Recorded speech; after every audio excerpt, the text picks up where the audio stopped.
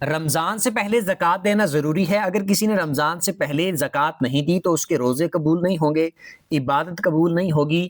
کب زکوٰۃ دینا ضروری ہوتی ہے، ان ساری باتوں کے جواب توجہ سے سن لیجیے گا۔ یہ بات یاد رکھیں، یہ جو بات کہی جاتی ہے کہ روزے قبول نہیں ہوں گے جب تک زکوٰۃ نہیں دی، یا پھر رمضان سے پہلے زکوٰۃ دینا ضروری ہے، یا پھر رمضان کی عبادت قبول نہیں ہوگی جب تک زکوٰۃ نہ دی، تو یہ بات یاد رکھیں، زکوٰۃ دینا اس وقت ضروری ہوتی ہے کہ جب آپ پر سال کمپلیٹ ہو جاتا ہے۔ مثال کے طور پر اگر کسی بندے نے رمضان کے مہینے میں پچھلی بار زکوٰۃ دی تھی اور اب اس کا سال اب رمضان کے مہینے میں پورا ہوا ہے، تو اس پر اب یعنی رمضان کے مہینے میں ہی زکوٰۃ دینا ضروری ہے۔ اگر کسی کا سال شعبان کے مہینے میں کمپلیٹ ہوتا ہے تو اس کو شعبان کے مہینے میں زکوٰۃ دینا ضروری ہے۔